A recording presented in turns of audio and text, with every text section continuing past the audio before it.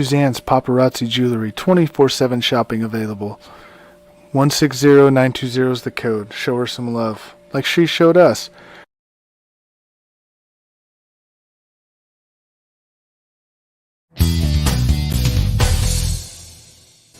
K&A Custom Crafts on Facebook. Hey, what's going on, everybody? Welcome to the Coast to Coast Entertainment Network. I am Ace, and tonight I'm joined by my co-host for the evening, and you're watching another episode of Sports Minute. So, number one, we'll start out with none other than Mr. Callan. How are you doing tonight? Doing great, guys. Merry belated Christmas and happy holidays to you and yours and the family. Hopefully it was a great holiday, and glad to be back doing some programming here on a bit of a holiday break. All right, I love it. And then, of course, Mr. Big Game James down there reading the paper. How are you doing tonight, my man? Oh, hey, I'm good. Yeah, I had a good Christmas. Had a day off, the only day off. Had a good Raider win. That was really shocking. That was my Christmas gift, I guess. I worked like a double shift today, so I'm like barely awake right now. So I'm ready to get into these topics and then go to sleep. All right, and then Big B, how are you doing tonight, my man? No, I'm doing good. Ace, as you know, and everybody that watches Wednesday is poker night for me. And I think I might have won 4 or 5 hands in poker, so I got more wins than the Detroit Pistons. So I think that's pretty good. You got Goldberg. Raise your hand if your team has lost 27 games in a row. And Christy's saying, "Hey guys, thanks. You know, you just keep hitting me hard. That sucks, man. Come on." Jackhammer, slay 'em. All right. Anyway, before we kind of jump into our first one, I know we mentioned this a little bit before we came on, and this is a topic that I kind of wanted to hit on because it seems like we all had kind of different opinions about this one. But it's the whole Jair Alexander situation. And so to me, it's strange. Like when it came up at first and said he got suspended for a game, and originally they said it was over the coin toss, and I started looking through it, and I'm like, so he placed himself as a captain on the field, called tails, and then almost messed that up because he said, we want to kick instead of defer. We want to kick, which almost gave Carolina the ball at the beginning of both halves. So I don't know. To me, maybe a suspension is like a little bit overboard, but I don't know. So, Callan, I know you had something to say on that too. So, Man, I read the Yahoo story today, and I was fingering through, and I saw the whole thing about him. The way that ESPN labeled it, though, on the bottom line during the bowl games today was that he crashed the captain's meeting, like kind of in a way, like not really disguised himself, but like joined this meeting of the captains at midfield, called the coin toss when he probably wasn't supposed to be out there in the first place, calls tails, then has the hiccup of wanting to defend first and not deferring the option to the second half. But I agree with you, Ace, that I believe that the suspension is way, way overboard, especially for a franchise like the Packers, who I don't understand the logic behind a one-game suspension, because I think they ruled it conduct detrimental to the team. So I can understand, like, if the suspension is because he, in a way, like, I think we all got in trouble with our parents when we would, like, invite ourselves over to our friend's house and not other way around or any of that, or stuff of that caliber, though, because, again, he literally crashes the captain's meeting, like, makes himself a captain when he's probably, I don't think, listed as a defensive captain for the Packers, and then he has the whole snafu go on. I think it might, like, the conduct detrimental to the team might more be like, well, you forced yourself into the captain's meeting. That's why you got suspended, maybe more than the coin toss issue. But I always remember, though, when I played Madden back when I was, a kid on my PS2, years ago, where I didn't care. I always chose to kick off because my creative player was a kicker, for God's sake. So I always loved to kick the ball off to start the game.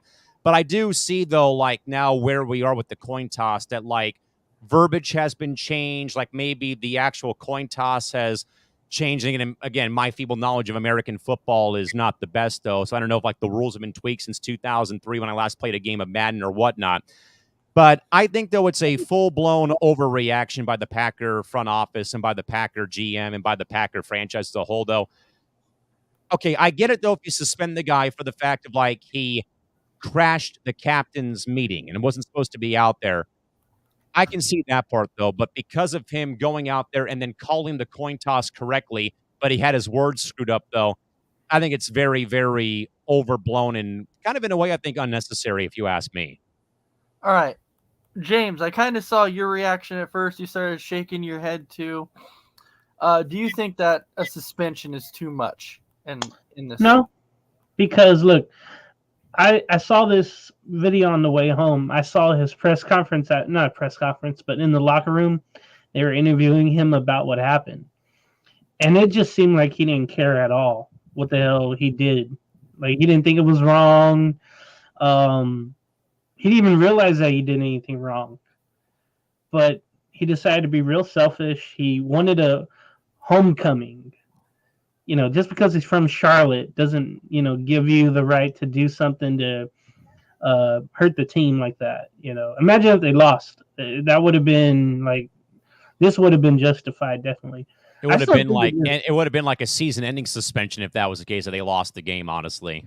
Yeah, and I think of the way the Packers season ended last year against Detroit.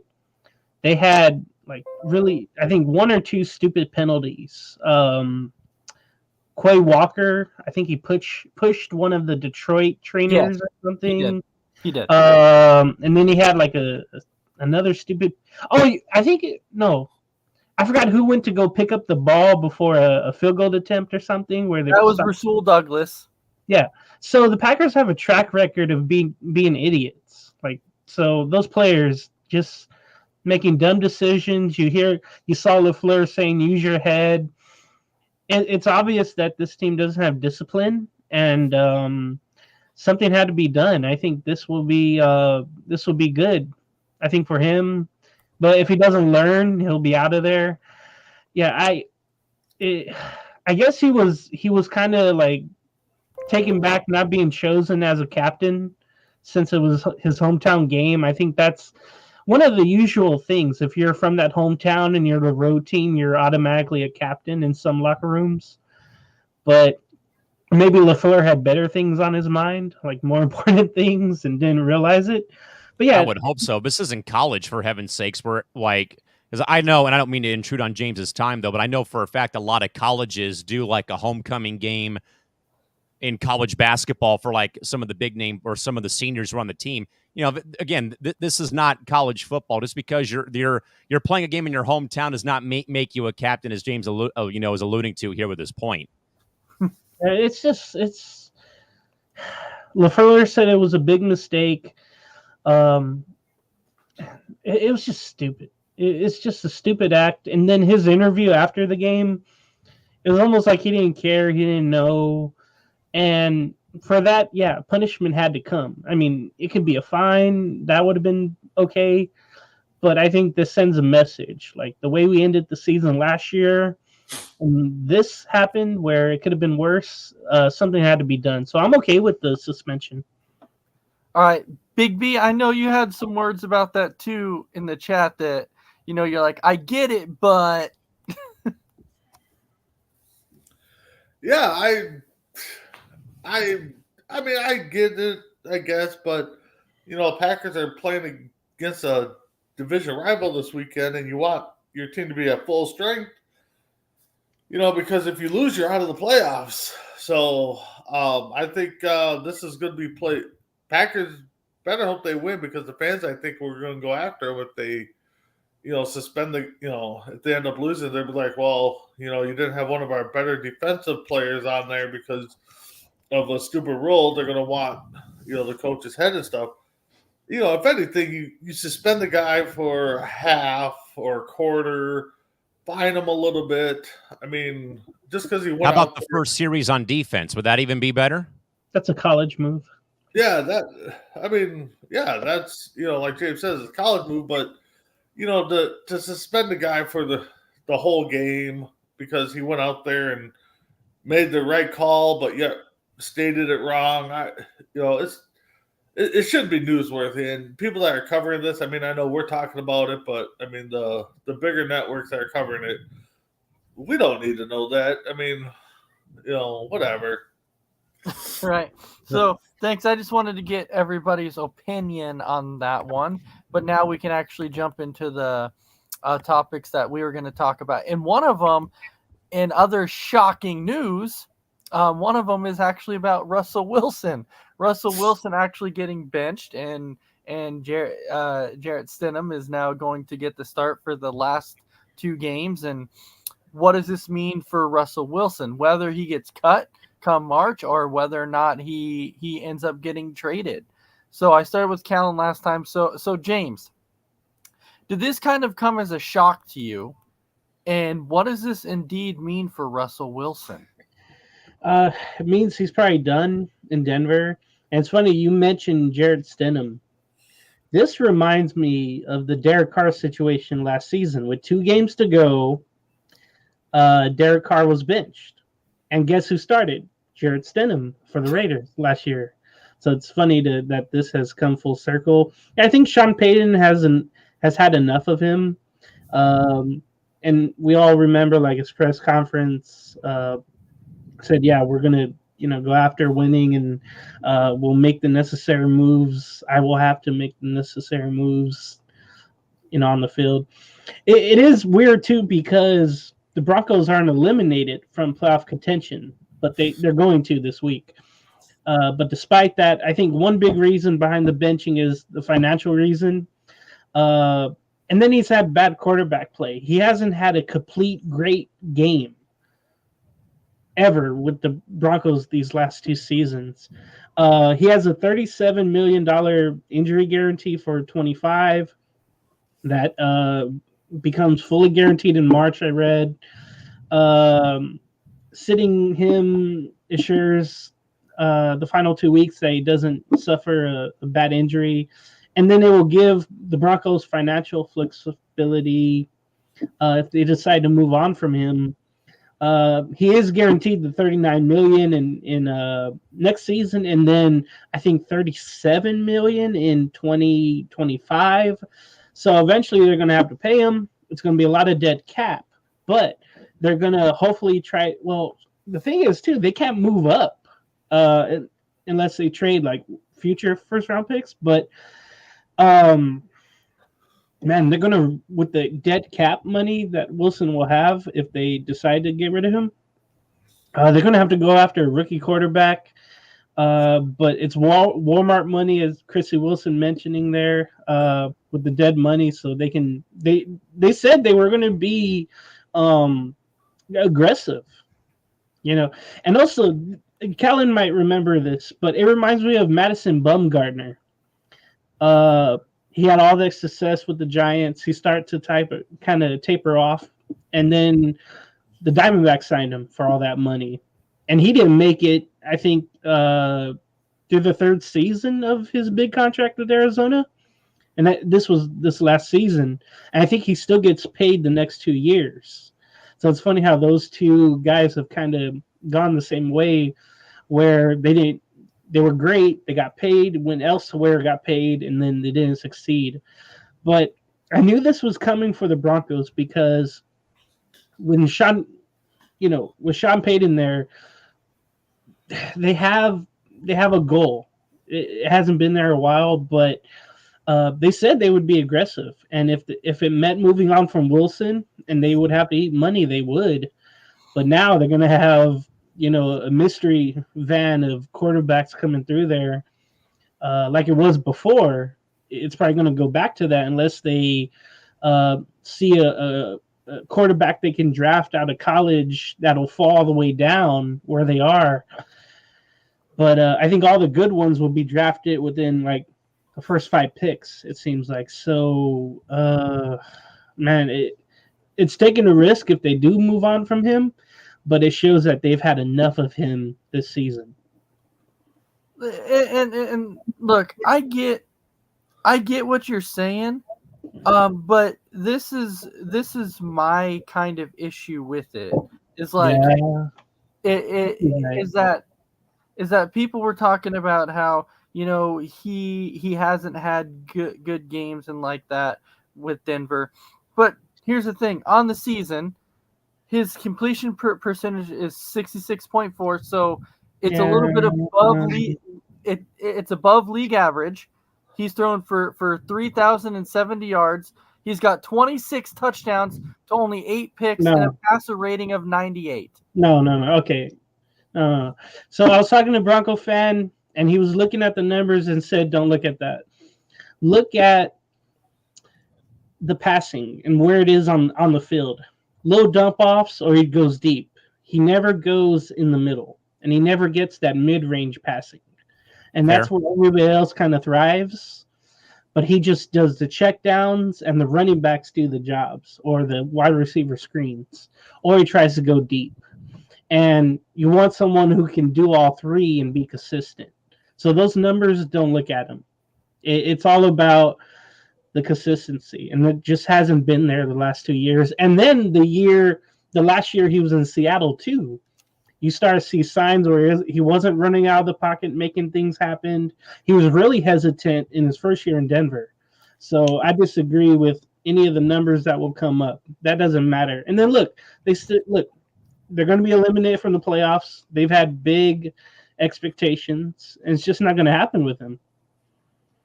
And look, I'm there with you that whether or not he gets traded, I don't foresee him getting. I don't think he'll get traded. I think he'll get cut. Yeah.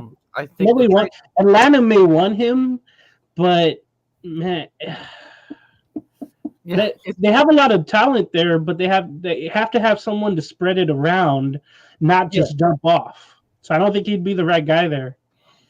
yeah. All right. So Big B, your thoughts? All right, so let's start the rumors that Russell Wilson's coming to Minnesota. Kirk Cousins is going to go to Denver or New England or whatever. Let's start those rumors. So, because they're coming, because Minnesota's sitting in the quarterback situation too. But anyways, yeah, it's kind of shocking that Russ got benched. I mean, it's just weird on how his career's just kind of tapered off. James kind of alluded to a little bit from his last few years in Seattle to now over in Denver. So I'm kind of shocked that Peyton pulled the trigger and benched him, and we'll see how who's the other guy who's starting. Jarrett Stidham. And James, you alluded to him starting last year for Carr. So is this the Stidham effect? I guess we can put out there. He's coming to alleviate the money of others, basically. Yeah. So I'm kind of shocked. I guess I'm maybe more shocked that Peyton pulled the trigger on him benching this guy. Because that's who he kind of backed when he took over the job, that he wanted Wilson as his quarterback and stuff like that. So, but it is what it is. We'll see what happens in the next two games. See how how the other guy plays, and if Russ gets back into the game, if he plays bad. But I think we're all on agreement, that Russ probably played his last game in Denver. All right, and yes, Big B, I'm right there with you. You know that the rumors are going to start. He's going here, he's going there, because there was even a Giants fan that said that the Giants were going to cut Jones and that they were going to go after Russell Wilson and they were going to re-sign and not re-sign him, but they were going to sign Wilson, bring him to the Giants and make the Giants a better team. Who knows? Who knows where Wilson would actually go? Callan, your thoughts? Again, I apologize for not having a lot of insight or a lot of thoughts about the NFL, because again, I'm not a very big NFL American football, college, or the NFL fan, sadly. But I will say that It's a shock for one thing when a big name player, especially like Russell Wilson, gets benched, regardless of performance. I mean, you hear a big name like Russell Wilson getting benched. But not just that, though. Talk about a roller coaster of a season for the Denver Broncos, who bring Sean Payton in. They did all the maneuvering over the offseason. If memory serves me correct about, like, they dealt away draft picks to get him from the Saints. Yeah. Then they don't start off great. Peyton calls out Nathaniel Hackett. The Jets beat the crap out of them. And the Jets like dance on the Broncos' grave in Denver when they win that ball game for what Peyton said about Hackett. And maybe that, and part of me kind of wonders if like the games passed Sean Payton by because of him being away for a bit, and some of the stuff that happened in New Orleans, other than the Super Bowl victory, that have kind of been baggage with him. But to bench a starter who's gone 6-3 in their last 9 games of the season that he's played in because of financial constraints sounds too much like the San Diego Padres, who had their CEO basically say, be grateful for what you have over the last 3 years if you're waking up from a coma, because we actually signed big name players. I am just more surprised at the fact, though, that Russell Wilson actually got benched for Jarrett Stidham. And who really knows what happens here? Maybe Russ moves on to a different club, as I'm sure he will, because I would probably assume that if he does move on to a different team, that the Broncos still owe him that money. I think I read somewhere on ESPN during the bowl games today that there's some, like James said, there's like $37 million worth of injury clauses if he doesn't pass a physical in March or stuff like that. So it all boils down to dollars and cents, though. And, and I kind of wonder, though, is there a team out there, maybe the Giants, maybe Minnesota, maybe Atlanta, who wants to take a flyer on a declining Russell Wilson, who I think, though, guys, that his decline happened way before he went to Denver. I blame a lot of his decline, though, on the terrible offensive line he had for quite a few years in Seattle post their 2 runs at a Super Bowl in back-to-back seasons, where I think between him and Joe Burrow and other quarterbacks, man, I recall seeing Russ getting sacked a lot over the past couple of years, though. And I kind of wonder, like James said, though, in his tangent and point earlier, like, is the fear of the offensive line not protecting him getting to his head where he has to throw the checkdowns and throw the deep ball, but only down the sidelines where he can't throw it deep in the middle of the field, though, because he's worried about always getting sacked or pancaked or taking contact after he throws the ball because the O-line can't keep him upright and on his feet, though. But at the end of the day, though, it's more of a shock for me seeing a big-name player, regardless of the sport, getting benched, because it boils down to dollars and cents of a contract that doesn't really kick into effect until 4 months from now in 2024. Don't get it.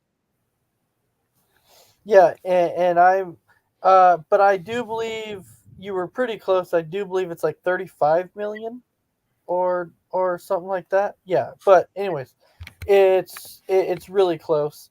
But I think we all agree that Russell Wilson is pretty much as good as gone in Denver. Let's wrap. Wait, Definitely. Chrissy said her dad's a Giants fan. Man, that must have been a hard growing up that she's a Dallas Cowboy fan. Oh, Tommy DeVito, baby. Tommy DeVito. That's 15 minutes of fame that is ending quickly. yeah. It's already gone now. over. It's gone now. That party is definitely over. And it's gone. Yep, his 15 minutes of fame is officially gone. All right, so jumping into our next topic, we are going to head on over to a little bit of college football here.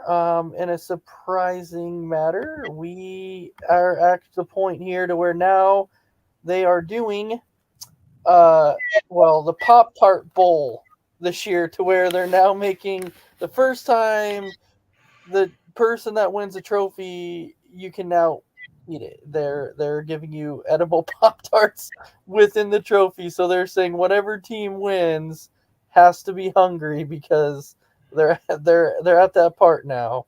To me, that shocks the crap out of me. That they did that anyway.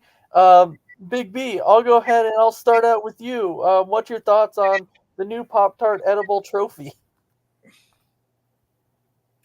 I don't get it. I just, you want your trophy, you want that. I mean, I'm going to guess that there's also going to be a metal one that there's going to be displayed on campus or whatever. But To me, if you're going to give me a trophy or a medal, I'm not going to eat it.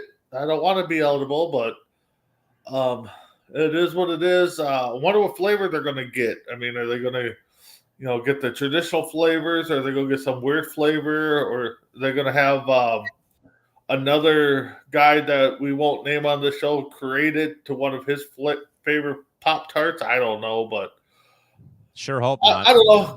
Cool little gimmick, but again, I would rather have a little trophy in my house than to eat it or not to eat it, I guess. But I don't know.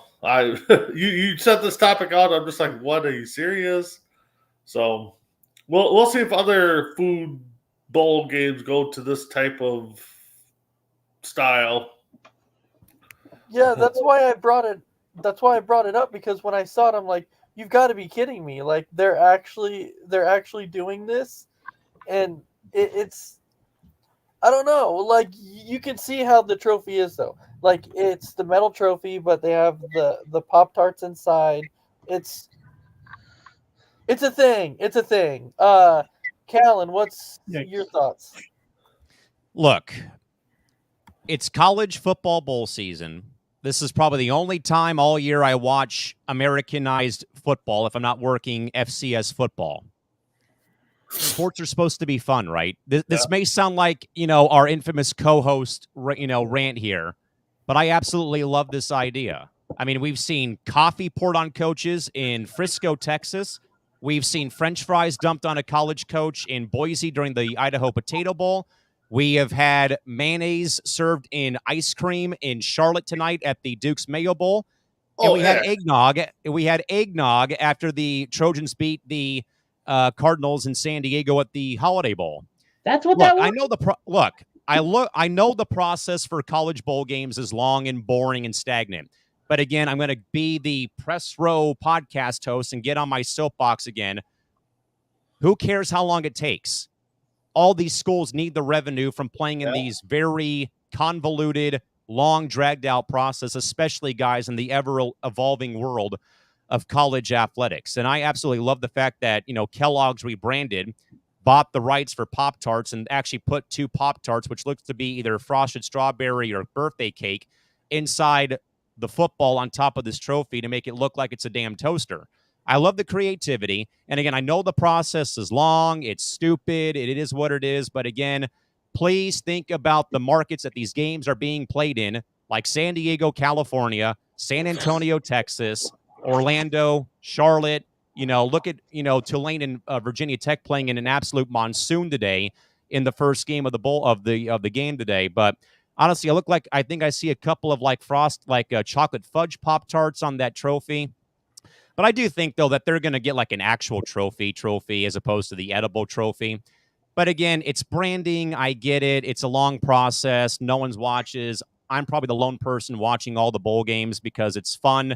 And again, sports are supposed to be fun. Again, the fact that UTSA soaks their coach in coffee after they win the Scooters Frisco Bowl down in Frisco, Texas, and that either Georgia State or Utah State douses their head coach in a full Gatorade container full of French fries, along with the fact of mayonnaise being served on every menu item in Charlotte between UNC and West Virginia today, and the coach gets a mayonnaise bath, and then San Diego gives out eggnog after the Trojans beat Louisville tonight, and their quarterback sets a record for number of touchdowns. And by the way, the eggnog was drank. It wasn't poured on Lincoln Riley when the game was over, for those of you wondering.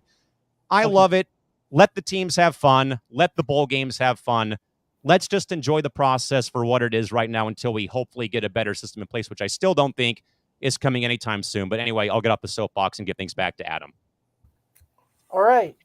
And now we go to James. Ew. Okay, so I don't care about this. And I was just thinking about it, though, earlier today. I was like, man, those Pop-Tarts will probably be really stale, after sitting there for like 3 hours. Unless somebody all puts it in a toaster and toasts them up ready for them. Yes. But man, that just shows you there's too many bowl games. There's just, but it's good for the sponsorship. It's good for the cities, like Callan mentioned. I do want to mention one bowl that I'm I probably won't even watch. I just care about the playoff games, honestly. Like, I didn't even watch the USC game tonight because I was at work. But the Cheez-It Bowl. Here we go. Cheez-It It's no Bowl. longer a thing. The Cheez-It Bowl became the Pop-Tarts Bowl, sadly, my friend. Wait, what? Really? After 6 years of it being the Cheez-It Bowl. It's now the Pop-Tarts Bowl. Thank you, Kellogg's. Ew. So yeah, Iowa, Tennessee playing on New Year's Day. I still want it to be the Cheez-It Bowl, and screw Pop Tarts. Basically, I'm going Cheez-Its. That's I think funny. there was a year where they had a trophy full of like Cheez-Its, and they put in the bowl part of the trophy. And by the way, Brandon, to answer your question about you wanting a cream of corn soup bowl, there is a proposed bowl game in Cincinnati called the Chili Bowl at TQL Stadium where FC Cincinnati plays in Major League Soccer, probably coming next year. Wow. Well, at least it's not a manure bowl or something. That would A manure bowl. Let's hope not, please. Yeah, it's an interesting concept. Like I understand where you guys are coming from to where it's by the way, Adam, I just want to quickly clarify because I misspoke about the Pop-Tarts Bowl. James, Cheez-Its is now sponsoring the Citrus Bowl on New Year's Day. We're back. So it is now the Cheez-It Citrus Bowl in Orlando on New Year's Day. We playing for this right here, baby. Let's go. There you go, James. So they might take some Cheez-Its now and pour it in the trophy. I did. Yeah, and then people can sit there and eat the Cheez-Its. How about a Gatorade bath full of Cheez-Its? Sign me up. I mean, it's a cool concept. I understand it's about fun, and that's what it's supposed to be about, is fun. Someone needs to do like the Oreo cookies bowl or the ice cream bowl and literally just shower the winning coach in Oreo cookies or an ice cream. Nothing better than an ice cream pie to the face, right? Ice cream pie to the face. All right. Yeah. That or Barbasol or Gillette need to sponsor a bowl game and give the winning coach a shaving cream pie to the face, like all those walk-off baseball celebrations. Yes, we definitely want to see it. That was just a fun topic that I just had to throw out there. I saw it. I was like, oh, so Chris is saying, sign me up Dairy Queen for a DQ bowl. Let's go. Yo, let's go. Cheese Free Curds blizzards to the winning team. Yes, the Dairy Queen Bowl. I would absolutely love to see. And then Brandon and I will organize the DiGiorno frozen pizza bowl. The winner gets a lifetime supply of frozen pizza from DiGiorno. Oh, that's making me hungry. Stop making me hungry, y'all. All right, so it's good. Going into our next one, we are going to have our top 5 list of who our top 5 centers are. Ooh. It's definitely not the bottom 5. No, it's not. What the hell? Yikes. So What we got this? Hakeem, Shaq, David Robinson, Patrick Ewing, Alonzo Mourning, along with Mutombo, Rick Smits, Tim Duncan, Vlade Divac, and Brad Godery. What is Ace? What is this? This okay. So I brought this up for a reason. And the reason I brought this up is I'm trying to remember the guy's name, but this guy brought this out and said that this is the top 10 centers of all time. I mean, the top 5 look good. I don't know about the bottom 5. Maybe other than Tim Duncan. I don't know about the other 4 on the bottom row. Duncan's a power forward, though. He's not a center. Maybe Mutombo for a shot blocker. So maybe 2 of the 5 guys on the bottom. Well, yeah, I felt like with Mutombo, you could almost count him in the top 10. Like you definitely could. Oh, baby. James, you're saying no? No. Mutombo? No. All right. It depends what you want. Depends. Make your own stupid. I don't know. That's just never made this. Wait. So we're forgetting about Kareem Abdul-Jabbar, Bill Russell, Will Chamberlain, Artis Gilmore. That was my point. Like that's why I brought Wow. this up, saying you look at this list and you can immediately say this is what the problem is here. this is the massive problem. That It's when like the people, last 30 years or something. that these are like, this is what they're saying that is the top 10 centers, and I'm like, you're missing a lot No of big way. names. No Shaq. Oh, Shaq's on there. Yeah, he's Oh no, right. he is Orlando, but this is All right. so stupid. No. This list is terrible, though. I'm telling you, this list is terrible. Did Isaiah come up with this list? Yeah. Right. Thank I you, bet you Isaiah Jason. couldn't even name 10 centers. Probably not. All right, so Big B. No. So Big B, we'll start out with you. Who's your top 5 NBA centers of all time?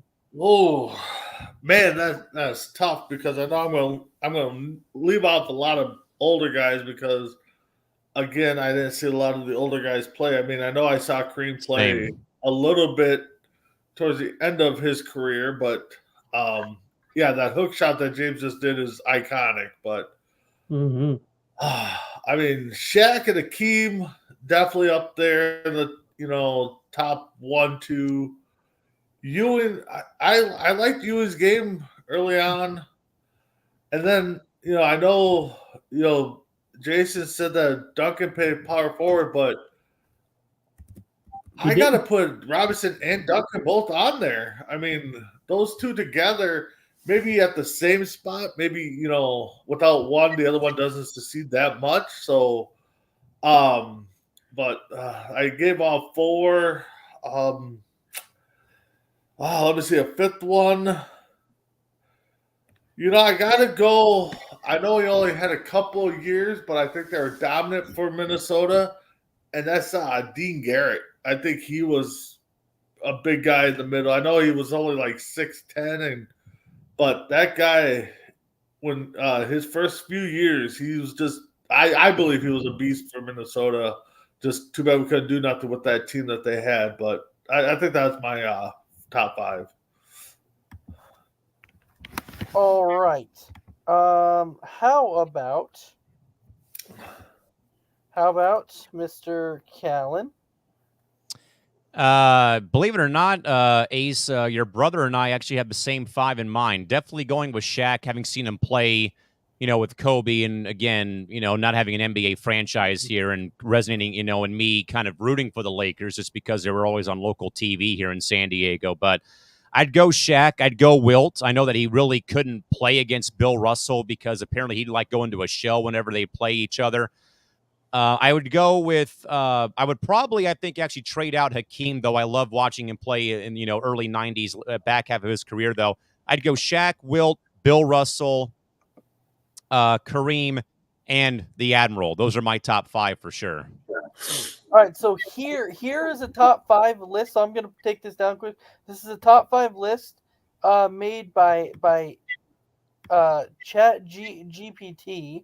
And oh hell no, that dude's so. Hold on. I got to look this up. No. Right here. Wow. You know what? Can't argue it. I take that back. That's my top 5 actually. right here. Looks like that guy knows what he's talking about. Actually, artificial intelligence actually got it right. That's exactly my top 5, Ace. I'm not even playing with you. That's your exact top 5? That's exact. Me and him, we're just like this, bro. Yep, absolutely. I never doubted him for 1 second. I mean, the thing is again, I mean, whatever the criteria is, yes, I mean, definitely those are by far the top 5. I mean, but if you go with people you've seen, I mean, a lot of us didn't see Wilt in his prime, Russell in his prime, Kareem in their prime, so. Right, but all right, but James, would you have them in the same order? Oh, it's AI. Well, yeah, intelligence. Yeah, Practice. That's not one of my strong suits. But okay. Not a game. Practice. Okay. So yeah, because I have Kareem there, just because he won at every level, high school, college, pros, championship Those player of the wooden lead year. Bruins, man. Good grief. And he was the anchor of that. And there was others before at UCLA and after, but he controlled everything. He was awesome. Bill Lambier, Ben Not Wallace. even Bill Lambier made it. Bob Like Lambier. unbelievable. And now he's up for the Hall of Fame next year, apparently. Yep. So look, Kareem, I think he's very underrated, and everybody talks about that. So I just put him number one. Will Chamberlain absolutely dominated the game. It was basically Bill Russell and Walt Bellamy trying to stop him in the 60s, and they couldn't. And then later on, he became that outlet block shot person rebounder that would make those Lakers go in the 70s, early 70s. So I just think all the records he broke, and he still has, like the triple-double record, and then how many points and rebounds he averaged in a season. I don't think that will ever be broken. Bill Russell's, the best winner ever with 11 championships. He's one of my goats. Yeah, and he's the definition of a team player, a team leader. So I think you have to put him, exactly third, because he's the best. Like I said, the best winner, best leader of all time. You just follow him. You just follow him. It doesn't matter who you are and what ego you have. That's why those Celtics teams won 8 straight championships. Okay, so Shaq was so dominant. As he always says, I got 4 rings, most dominant ever, and all that. The force, the power. It was almost like Wilt, but it wasn't as strong. Wilt was more finesse, and everybody got out of the way back then. Shaq just blew everybody away. He broke backboards and courts, and he brought the whole goal down. 3 Finals MVPs. He was just amazing. And then the reason have Hakeem there just because he won 2 rings, but his footwork was maybe the best of any center of all time. The dream shake, baby. There were so many times that he just blew people away with his footwork. I mean, the year that he should have won MVP, Robinson won MVP, and he showed him right away in that playoff series why, Robinson shouldn't have won that MVP. It was Hakeem. He absolutely dominated David Robinson in '95. So I just think all those qualities that all these guys have, this is perfect. So I think Hakeem is also underrated too. Everybody says Ewing because of where he played, but he didn't win a championship. He was always beat by Jordan, or he was beat by Elijah in '94. So Reggie Miller. Reggie. We have a shooting guard topic as well. We will eventually, but I think Hakeem gets overlooked too. I'm just happy he made the list because there's so many players that should just learn his footwork and instantly they get more buckets. It's simple as that. So all 5 of these guys impacted the game with either power or with finesse or talent or leadership, and it's a perfect list.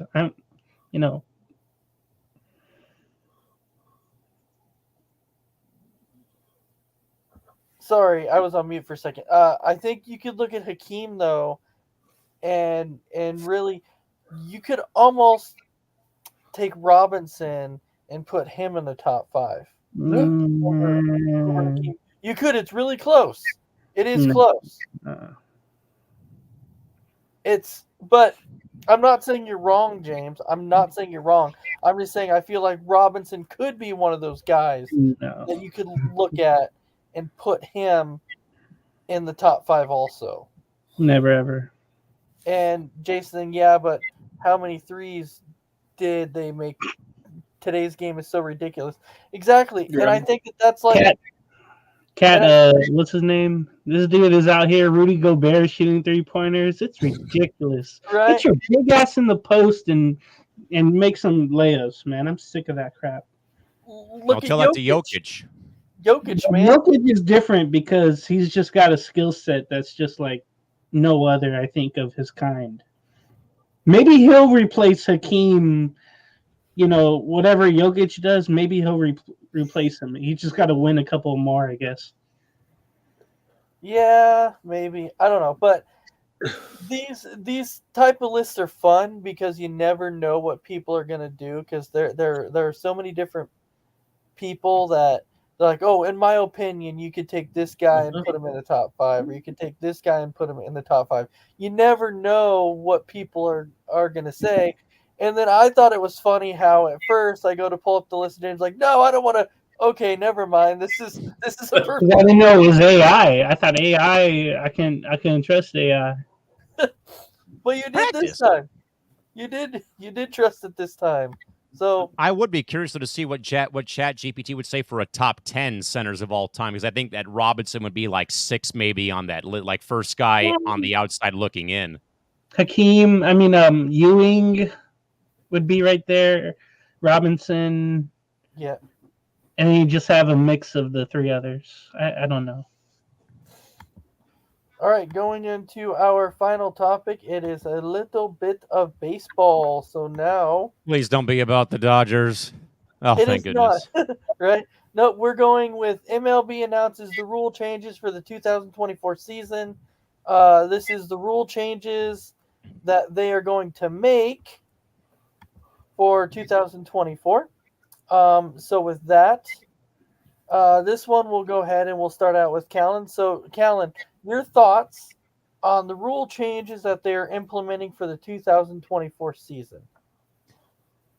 Mainly just looks like minor tweaks, a lot like the NBA in-season tournament for next year, a lot like a lot of things. So they're minor tweaks. So really quick, Callan, just really quick. So for those of you who can't read it, the pitch clock will be reduced from 20 seconds to 18. The mound visits will be reduced from 5 per game to 4. The runner's lane will be widened to include the dirt between the foul line and the infield grass. And then a pitcher who is sent out to warm up for an inning must face at least one batter. Yeah, like I said, I think a while back that the pitch clock did feel like it did speed the game up a little bit, but not full blown. Again, having, been to gone to a couple games last year, then having to actually see it though from the press box perspective, that it did feel a little quicker, not as quick though as maybe they wanted it. Mound visits, big deal. It goes from 5 to 4. If anything, the rule I do like the most, though, is the runner's lane being widened because of player safety, for the fact of how we have seen so many times where a ball will get thrown from the catcher down to first base on a drop third strike or on a bunt play or a swinging bunt that lays out in front of the dirt, though, and the catcher has to, grab the ball and whip that throw down there. And they may not have the best angle to throw on the inside part of the lane, though, when the runner is running. You hit the runner in the back of the leg. You hit him in, on the rear, in the back, sometimes in cases in the back of the head, and you dome them. Mm-hmm. And there's no worse feeling out there. So I like that. I think out of all the rule changes I like here, or I like the most, though, it's widening the running lane for first base to give the runner a bit more of room, and they don't have to be confined to a very narrow space running down the lane, where again you're not having guys getting hit with the thrown ball. And then I actually do like the pitcher warming up thing, where a pitcher's been sent out to warm up for the inning, must face at least one hitter. I like that more in the postseason, because I think that there was a story I saw that there was 2 instances in the World Series where the pitcher who had thrown in the previous inning went out and warmed up, though. Then based on the matchup, righty, lefty, or vice versa, whatever it was, then Lovello's coming out or Bochy's coming out to pull the batter, or pull the pitcher, I should say, before the inning even starts. So I like that a lot for kind of cutting out like an extra 3 minutes of commercial break time. Like you just come back, you're getting ready to start the inning, though, but oh, wait, we're pulling the pitcher out. So I like that more. I'd rather have that more emphasized, though, in the postseason, especially, CS, World Series, regular season. I really don't think that it's that big of a deal, though. I think there was also an expansion of that rule, though, about once the pitcher comes onto the warning track dirt from the bullpen or on the dugout, they have to begin the inning, though. And I like that it's also just one batter and not just 3 batters, like it is right now with it. But honestly, they're minor tweaks. Again, I'm not going to lose any sleep over it. But I think, though, that it will make the game feel a little bit faster, but it's not going to be probably as fast as the commissioner's office wants it, though. But I think, though, you cut out one unneeded mound visit. But I think, though, it's almost like that take it or leave it timeout in basketball, where you have that 1 30-second timeout you can call, that either you take it or you lose it for the game, though, where it boils down to, okay, you'll have 4 visits for the mound, but in the 9th inning, both teams get that visit back, though. And I think also if they're out of visits, I think that they get a 1 visit back to the mound in the 9th inning, though. I would also hope, though, that the pitch clock tweak, though, doesn't affect any more pitchers. I think that the Players Association did come out and kind of, in a way, slam the rule changes, especially for the pitch clock being knocked down 2 seconds to 18 seconds. I think it's going to stay the same for when guys are on base. Again, I really didn't notice a lot of differences with the pitch clock being 20 or 15 seconds or whatever it was during the course of the season at the couple of games I went to, though. But, again, I'm not really going to lose any sleep over it, when it boils down to the rules being changed, though. Again, they've been tweaked, they've been altered. And again, I'm sure, though, we're going to be seeing this, though, everyone, for the next, for as long as Manfred is commissioner, though. But I think but to wrap up my thoughts, though, the best rule I like, though, is widening the runner's lane again for all those times, though. I know it's part of the game with what Jason said, though, about you just hit the guy running on the baseline. But again, concussions, injuries to, multi-million-dollar athletes being out there, that could ruin a team's season for all that we know. Again, who really knows what would happen? But I do like that rule more than probably the other 3, because, again, the other 3 are just mainly like minor tweaks, honestly, more than anything else. All right, James. Yeah, definitely. Callan mentioning the best thing is the runner's lane. All the reasons he mentioned, I was thinking about some, and then remember last year when they widened the bases, that was really good. You didn't really even notice when I was at games last year. I didn't even notice really that the bases were bigger. I didn't even notice it, honestly. There's one rule that wasn't shown here, but broadcasters are only guaranteed 2 minutes of commercial time. So that means, I guess, less commercials, so I don't mind that. Yeah, they took 15 seconds off of the inning breaks for local TV. So I really like that. I find myself watching old games in the off season, and I really enjoyed like the minute break or whatever it was. Like used to be 90 seconds. Well, there you go. That's what I think watched one day, and I was like, this is so much better. We're right back to everything. You don't forget what happened or how many runners are on or whatever. I didn't, I saw some people freak out when this came out, when the pitch clock was reduced 2 seconds, and I thought, what idiots. They do their research. They watch every pitch, every inning or whatever MLB does, and I think it's going to make it even faster. It's going to be even better. I can remember in spring training, I think Scherzer was trying to kind of manipulate the pitch clock, and he was getting away with it for a little bit. So maybe they thought, okay, we won't have him just, standing still there, manipulating the game a little bit. Mound visits, yeah, that's fine. I never seen really, I don't remember anybody, running out of one anyway that I can remember. Not even in postseason either. I can't remember one. So, yeah, I definitely like the runner's lane because that's always an issue. I mean, now we could tell, hey, which, runners running on the right side of the lane, literally and figuratively. Now we could really see that and where they should be. Those are always those, judgment calls by either it's the home plate umpire's call. And, now we get to see that even better. So I'm going to really look forward to that especially in spring training when you get those minor league guys out there and rookie guys and see how they do with that. So, Calvin, is the runner's lane, has that been widened in the minor leagues in the last few years, or will they do it as well? I would think so, especially too. College has also adopted the pitch clock for baseball as well. So basically, whatever happens at the major league level does funnel down to the minors. It funnels down to college and stuff like that. I do believe that college softball will also be implementing, I believe, a pitch clock this season, I think. And I also know that NCAA Division II baseball will also have the pitch clock starting in 2024.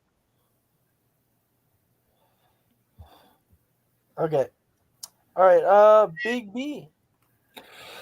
All right. So for me, the first one's pointless. I mean, what's 2 seconds going to take off? I mean, I think the average game this year was 2 hours 30 minutes, 2 hour 40 minutes. I think to me that's a perfect amount of time for baseball. The mound visits, I don't know what one visit's going to do. I think that's another pointless one.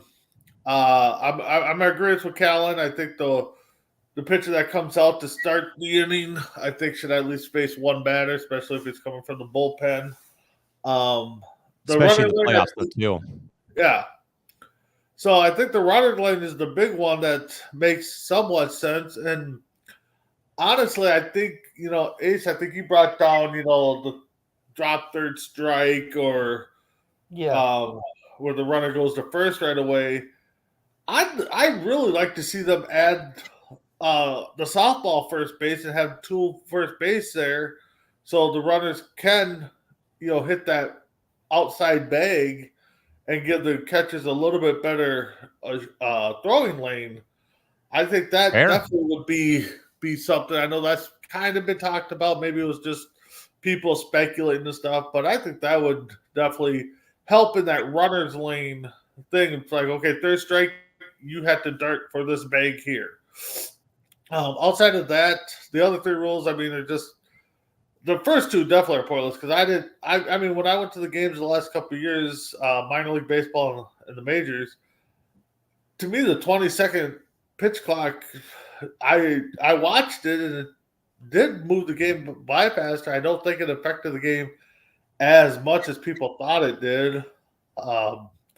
I mean, the one rule that I think everybody wants them to really look at is the extra runner in the extra innings. I think that's just the BS rule, especially going into the 10th inning at least. Give them a few innings and then, hey, let's put it, later. We've talked about that before. But, I mean, out of the four rules that I see here, the one that is going to intrigue me, and I think intrigues the other two, and you too, Ace, is the runner's lane and see how that affects the game. And Brandon, I'm with you, by the way, too, about bringing back doubleheaders to the schedule. Mm-hmm. Yes, doubleheaders on Sundays, please. Let's get it back to October baseball, not November baseball. All right, I'm right there with you. All right, so Jason's saying surprised Man Clown hasn't made it where the catcher has to count to 3 Mississippi before throwing to first base on a drop strike. Right? Don't give him any ideas. Exactly. All right, well, that's what we have for you this evening. Callan, we'll go ahead and we'll start with you for your final thoughts for the evening. No, nice to come back after a little holiday reset and recharge. Press Row will come back for our first episode of 2024 next Wednesday at 3:30 in the afternoon on January 3rd to get our year started for 2024. But again, grateful to be on the program. We'll be pumping out some more social media content. Took a couple of days off or about a week off to kind of recoup with work popping up on the schedule. But we'll be chugging out some more of those videos and clips from our programs over the next several days. And again, hopefully everyone had a great holiday and grateful to be back and doing programs here tonight and being a part of the panel. All right, James. Yeah, good talking about sports. I've been working a lot lately, so it's good to think about things and then get to actually talk about them. God, I just cannot. Oh, get better, Chrissy Wilson there. Please. Flu season stuff going around. I just can't believe I saw Vlade Divac as a top 10 center. That's just ridiculous. It's just a lucky shot. You don't need to have a set of skills. It's just a lucky shot.